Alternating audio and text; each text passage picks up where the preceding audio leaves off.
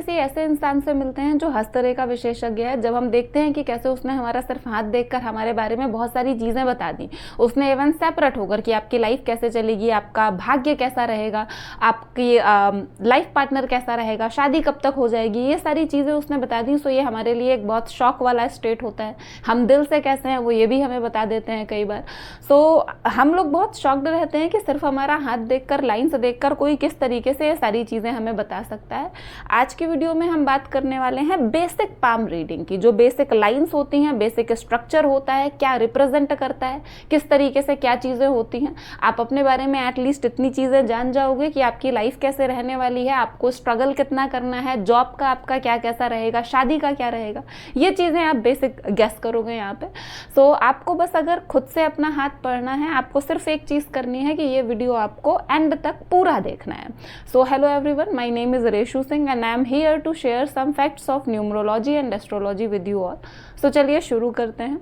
सबसे पहले एक बहुत ज़्यादा कन्फ्यूज़न आता है, हमें अपना लेफ्ट हैंड देखना है या राइट हैंड देखना है। सो देखिए, दोनों हाथ आपके हैं एंड ये दोनों आपकी ही लाइफ को इफेक्ट करेंगे, राइट। सो आई सजेस्ट कि जो हाथ आपका बहुत ज़्यादा डोमिनेटिंग है, अगर आप राइट हैंडेड हो तो आप राइट हैंडेड में देखो, अगर आप लेफ्ट हैंडेड हो तो लेफ्ट हैंड देखो। सो आपको वही देखना है और वही स्टडी करना है। सो अब मैं ये बताऊं कि जब हम पाम रीडिंग करते हैं तो यहाँ पे 4 मेन लाइनें हैं, जो मेजर लाइन्स हैं, जो सबसे ज़्यादा इन्फ्लुएंस करेंगी आपको, वो हैं 4। उसमें से सबसे पहले हम बात करते हैं लाइफ लाइन के बारे में। आप स्क्रीन में देखेंगे, आपको पता चल जाएगा। इस लाइन को हम कहते हैं लाइफ लाइन।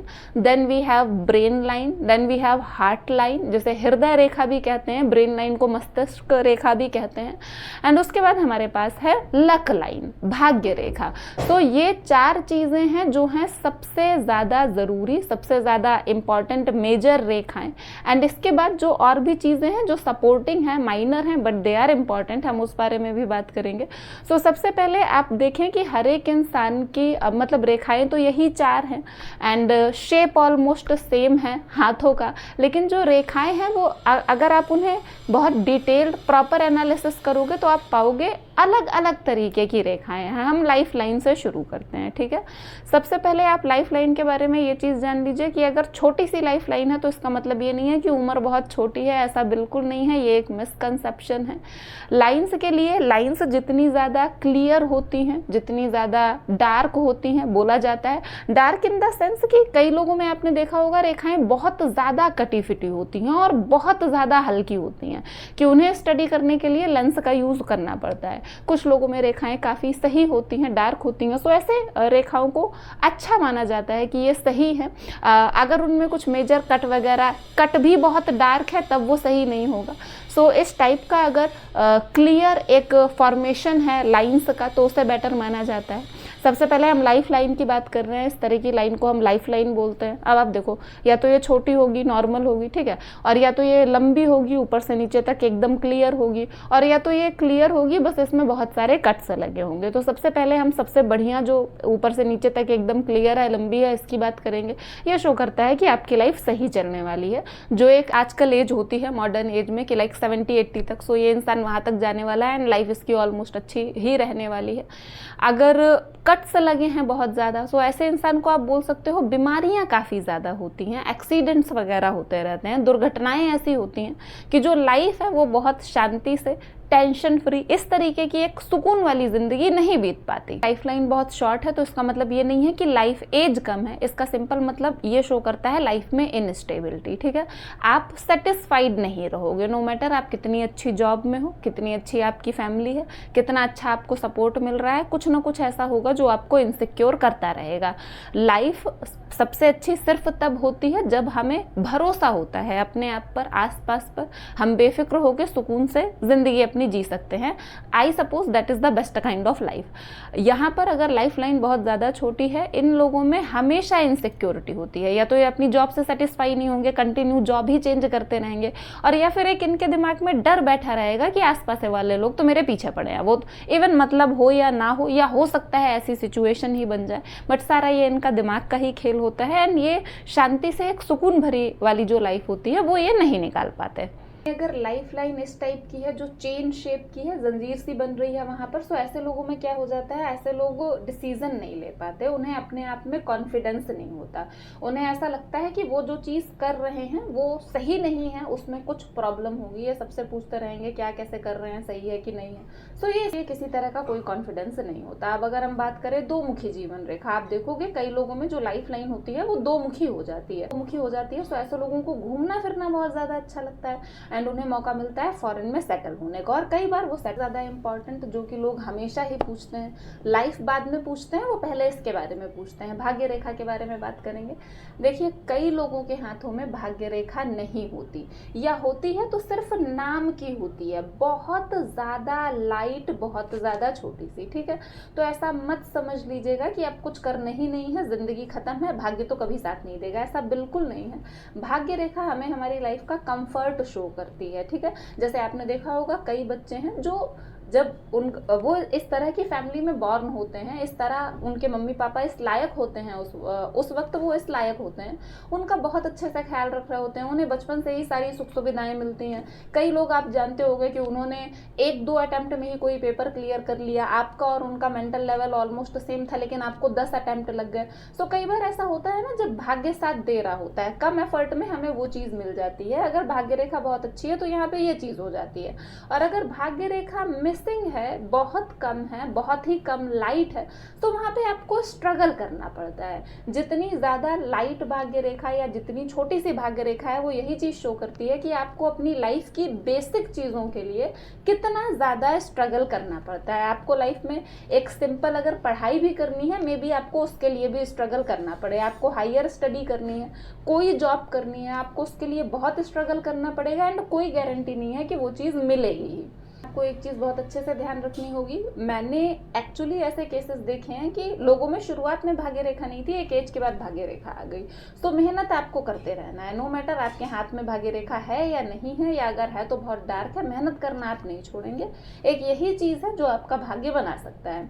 एंड सेम होता भी है यहाँ पर, मे बी आप किसी जॉब के लिए पार्टिकुलर ट्राई कर रहे हो, आपके फ्रेंड की लग गई, आपकी नहीं लग गई, आप कंटिन्यू ट्राई करते रहते हो, आप कल को कुछ उससे बेटर कर लेते हो। वहां पर एक और केस आता है बहुत ही इंटरेस्टिंग भाग्य रेखा में, ऐसा जब 2 भाग्य रेखा हो जाती है, या तो वो स्प्लिट हो जाती है 2 में, या फिर 2 ही बन रही होती हैं। ऐसे केस में क्या होता है, ऐसे लोग अपना जो एक डायरेक्शन होता है उनकी लाइफ का, वो चेंज करते हैं। फॉर एग्जाम्पल कोई एक इंसान है, उसने कोई पढ़ाई करी, उसमें जॉब करने लग गया, बट अचानक कुछ हुआ, उसका मन बदल गया या कुछ और हुआ, तो उसने कोई और फील्ड पकड़ ली एंड वहां पे भी वो सक्सेसफुल हो गया। आई नो आप हाथ में भाग्य रेखा है, डार्क है, उसकी लेंथ भी अच्छी है, लेकिन बहुत सारे कट लगे हैं। तो आप पहले से माइंड मेकअप कर लीजिए कि आपको बहुत मेहनत करनी है। बहुत सारे बहुत डीप और डार्क कट भाग्य रेखा में हमें ये शो करते हैं कि आप 100% काम करने वाले हो, आपको 20% मिलेगा। मे बी आप किसी जगह पे रहो, सारी की सारी मेहनत करो, क्रेडिट के टाइम पे कोई और आ जाए। तो आप अपना हाथ देखें, भाग्य रेखा देखें, अगर आपको ये चीज दिख रही है तो आपको अभी से हार्डवर्क करने के लिए तैयार रहना होगा। आपको जब 100 में 100% एफर्ट डाल के 20% मिल रहा है, तो सिंपल है, आपको 500 एफर्ट डालना है कि आपको 100% रिजल्ट मिले उस चीज का। हम थर्ड लाइन के बारे में बात करेंगे, ये है ब्रेन लाइन, मस्तिष्क रेखा। तो मस्तिष्क रेखा में क्या हो रहा है बेसिकली कि अगर मस्तिष्क रेखा बहुत अच्छी है, कोई कट नहीं है, डार्क है, तो इस केस में क्या होगा, ऐसे लोग बहुत मैच्योर होते हैं, बहुत इंटेलिजेंट होते हैं, इनका खुद का एक थॉट प्रोसेस होता है, जल्दी ये बातों में नहीं आते, इजी गोइंग नहीं है कि आपने इन्हें किसी भी चीज के लिए चाहा और कन्विंस कर लिया। हर एक चीज के लिए ये खुद सोचते हैं, इनकी खुद की एक रैशनल थिंकिंग होती है, और जब तक इन्हें चीजें उस वे में समझ में नहीं आ जाती, ये आगे कदम नहीं बढ़ाते। इनका दिमाग हमेशा क्लियर होता है, इन्हें क्या करना है क्या नहीं करना। क्लियर हेडेड होने की वजह से इन्हें कभी कंफ्यूजन नहीं होता, टाइम ये वेस्ट नहीं करते, ये आसपास की सिचुएशन को बहुत अच्छे से ऑब्जर्व करते हैं। ये चीजें, इनके इंट्यूशन बहुत ज्यादा हाई हो जाते हैं, ये गेस करने लगते हैं आगे चीजें कैसी होने वाली हैं, एंड ये लोगों को समझते बहुत अच्छा है। अगर आप इनसे मिल रहे हैं तो ये आपसे बहुत अच्छे से मिलेंगे, आपसे बातचीत भी बहुत अच्छी होगी, एंड ड्यूरिंग जब आपकी बातचीत चल रही है उस टाइम पे ये आपको पूरी तरह से गेस करने के समझ जाएंगे कि आप किस मकसद से इनके पास आ रहे हो, आप इनके लिए बेसिकली किसी तरीके से हार्मफुल हो या नहीं। अगर हो तो ये आपको टाटा बाय बाय बोल देंगे। इन लाइन वाले लोगों को किताबें पढ़ना और कोई भी ऐसे काम जो मन लगा के करने होते हैं, जिसमें हमें फोकस बहुत ज़्यादा चाहिए होता है, स्पेशली पढ़ाई लिखाई वाले काम, जिसमें ये लोग बहुत ज़्यादा अव्वल होते हैं। एंड मोस्टली आप देखिएगा कि जो स्टूडेंट्स होते हैं, अच्छे स्टूडेंट्स, उनके हाथ में ब्रेन लाइन बहुत अच्छी मिलती है। ज़्यादातर, मैं सारे केसेस की बात नहीं कर रही, इनका फोकस बहुत अच्छा होता है। जब हम पढ़ने की बात करते हैं तो वहाँ पे फोकस बहुत कम ही लोगों का बन पाता है, तो यहाँ पे इनका फोकस बहुत ज़्यादा अच्छा होता है। अब हम सेकेंड केस की बात करेंगे, जब ये लाइन, ब्रेन लाइन थोड़ी सी मीडियम है, साइज इसका कम है, थोड़े बहुत कट वट लगे हुए हैं, तब क्या होगा, इंसान इंटेलिजेंट होगा, डेफिनेटली यहाँ पर होगा, लेकिन थोड़ा सा वो एक चंचल हो सकता है, थोड़ा सा चंचल हो सकता है। टाइम पढ़ने पर मस्ती मजाक कर सकता है, एंड उसको लाइफ एंजॉय करना अच्छा लगता है, सीखना उसे पसंद है, लेकिन जो एक रिगरस तरीका होता है चीज़ें सीखने का, जैसे जो पीछे वाले लोगों का था, वो बुक्स पढ़ के, चीज़ें समझ के, सब खुद से लॉजिकल थिंकिंग, रैशनल थिंकिंग, ऐसा नहीं है। ये लोग खेल खेल में पढ़ते हैं। जैसे कुछ बच्चे आपने देखा होगा ना, मे बी जब टीचर मैथ समझाए उनको समझ में नहीं आता, बट किसी ऐप में ब्लॉक्स वगैरह बना के दो, बड़ी जल्दी समझ जाते हैं। तो ये वैसे बच्चे हैं, ये पढ़ेंगे भी, खेलेंगे भी, मस्ती भी करेंगे, इनके लिए सब इम्पॉर्टेंट होता है। ये कई बार दिमाग भी लगा देंगे, कई बार नहीं भी लगाएंगे। सो लाइक मीडियम टाइप के होते हैं ब्रेन के हिसाब से, and they are good actually. देखेंगे कि थर्ड टाइप में हम देखेंगे जो ब्रेन लाइन है, ये बहुत ज़्यादा शॉर्ट है, बहुत ज़्यादा छोटी है, लाइट है, कट्स भी हैं। सो ऐसे लोग बहुत ज़्यादा लाइट हार्टेड हो जाते हैं, बहुत लाइट हार्टेड होते हैं, बहुत चंचल होते हैं, बहुत कोमल मन हो जाता है इनका, इमोशनल बहुत ज़्यादा होते हैं। ये लोग मेंटली इतने स्ट्रांग भी नहीं होते कि जल्दी से हेल्प के लिए पूछ पाएँ किसी को। ये दूसरों के बारे में जानने के लिए बहुत क्यूरियस होते हैं, लेकिन अपने आप को शेयर नहीं करते, क्योंकि इन्हें कॉन्फिडेंस ही नहीं आता किसी चीज़ के ऊपर। इनका मन नहीं लगता चीज़ों में ज़्यादातर, कभी एक चीज़ के लिए ट्राई करेंगे, फिर दूसरे में स्विच कर देंगे, फिर तीसरे में स्विच कर देंगे। हो सकता है कभी एक चीज़ में इनका कुछ लग गया, तो कुछ टाइम तक उसका एकदम ऐसा जुनून सा चढ़ा रहे एंड कुछ टाइम में वापस स्विच कर दें। सो ओवरऑल इन लोगों की एक ये चीज़ हो जाती है, ये अपने आप को शेयर नहीं कर पाते कभी भी। हम बात कर चुके हैं लाइफ लाइन के बारे में, भाग्य रेखा, जीवन रेखा के बारे में, भाग्य रेखा के बारे में, और हमने अभी मस्तिष्क रेखा के बारे में भी बात कर ली है। अब हम जो 4 मेजर रेखाएं हम बात करने वाले हैं, उसका जो 4th लास्ट रेखा है उसके बारे में बात करेंगे, एंड दैट इज हृदय रेखा। हम हार्ट लाइन के बारे में बात करने वाले हैं। सो सिंपल है, एज नेम सजेस्ट, इसमें हम आपके दिल की बात करने वाले हैं।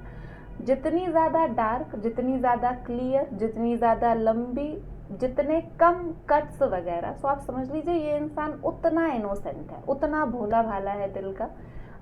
एक होता है ना, जो कुछ लोगों का स्वभाव ऐसा होता है कि वो जिससे भी जुड़ते हैं, दोस्त हो, रिलेटिव हो या कोई भी हो, वो एकदम समर्पित हो जाते हैं, डिवोटेड हो जाते हैं। ये लोग वैसे ही तरह के लोग होते हैं। ये लोग दिल और दिमाग अपना बैलेंस नहीं रखते हैं, ये अपने दिल से ही काम लेते हैं। एंड जितने इमोशनल ये खुद होते हैं, इन्हें दूसरे से भी ऐसा लगता है कि अगला इंसान भी हमारे लिए इतना ही इमोशनल है। बात कर रहे थे कि ये लाइन जितनी ज़्यादा अच्छी है, जितने ज़्यादा अच्छे शेप में है हार्ट की कंडीशन, वो इंसान उतना इनोसेंट होगा। ओवर थिंकर होते हैं ये लोग, बहुत ज़्यादा जेनरस होते हैं, हेल्प करने वाले होते हैं। अगर आप इनके सामने इमोशनल हो जाओ, ये मे बी आपकी किसी भी लेवल तक हेल्प करने के लिए तैयार हो जाएंगे। ऐसे लोग इस तरीके के होते हैं कि आप इनके लिए बहुत मैटर करते हो, मे बी आपकी छोटी सी बात इन्हें इतनी बुरी लग जाए कि ये कई दिनों तक सोचते रह जाएं उसके बारे में। इन लोगों का दिल भी बहुत जल्दी दुख जाता है।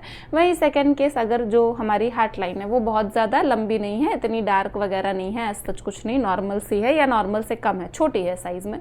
सो वहाँ पे क्या होता है, ऐसे लोग सख्त हो जाते हैं। ऐसे लोग प्रॉपर कॉम्बिनेशन, मतलब इनका ऐसा हो जाता है कि हमें पता है हमें हमारा दिल कब तक इस्तेमाल करना है। इनके काम के बीच में इनका इमोशंस कभी नहीं आते। ये लोग सख्त होते हैं, ये अपने इमोशंस दिखाते नहीं हैं, ये रोते तो कभी किसी के आगे है ही नहीं, और ये इसलिए नहीं, हेल्प भी नहीं मांगते। इनका ऐसा मानना होता है कि अगर मैं अपने आप को वीक दिखाऊं तो दूसरे लोग मेरा फ़ायदा उठा सकते हैं। सो इनकी एक ये चीज़ हो जाती है।